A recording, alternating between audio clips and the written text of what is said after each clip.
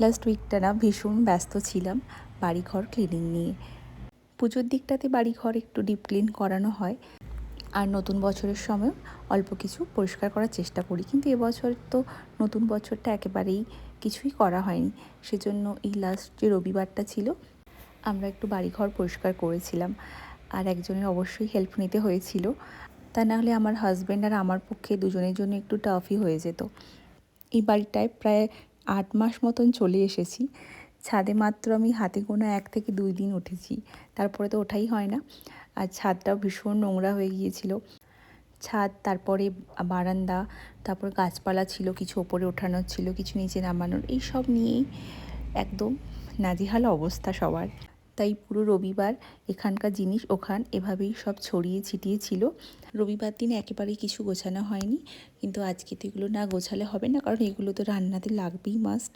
তাই একটু তাড়াতাড়ি করেই রান্নাটা করছি। দুপুরের জন্য আজ রান্না করছি সব রকম সবজি দিয়ে একটা পাঁচমিশালি রান্না। ভাত আর ডালটা বানানোই আছে, আর ওদিকে মূলোর শাকটা শুধু বানালেই হয়ে যাবে।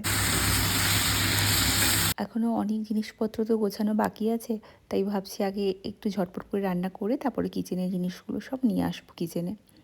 এই রান্নাটা কিন্তু খেতে ভীষণ ভালো লাগে আমার। এই ধরনের সবজি রান্না বা পাঁচমিশালি যে কোনো রান্না বা কোনো ইন্ডিভিজুয়ালও কোনো সবজি ভাতের সাথে যদি না থাকে না, যেন মনেই হয় না যে ভাতটা ঠিক করে খেলাম বলে। আমার এক ম্যাডাম আছেন, জয়া ম্যাডাম, ওনার কথাগুলো আমার এত ভালো লাগে। তো উনিও সবসময় এটাই বলতেন যে ভাতের সাথে যদি একটা তরকারি না থাকলো তাহলে আর কিসের ভাত খাওয়া হলো।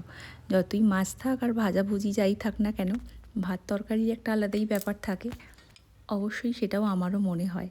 তোমাদেরও কি তাই মনে হয়? জানিও তাহলে প্লিজ। আজকে সকালবেলা একদম রান্নাটা করে স্নান আর পুজোটা করে এসে রান্নাঘরের এই পোর্শনটা ক্লিন করলাম। রান্নাঘরের এই জানালা আর ওয়ালগুলো পরিষ্কার করব বলে সব জিনিসগুলো সরিয়ে দিয়েছিলাম ডাইনিং টেবিলে। আপাতত এই কাজটা কমপ্লিট। এখন একটু ভাবছি মটরশুঁটিগুলো ছাড়িয়ে রাখি, হাজব্যান্ড আসার পরে একসাথে আমরা লাঞ্চ করব। ভিডিওটা এখানেই শেষ করলাম। সবাই খুব ভালো থেকো, সুস্থ থেকো। Bye bye.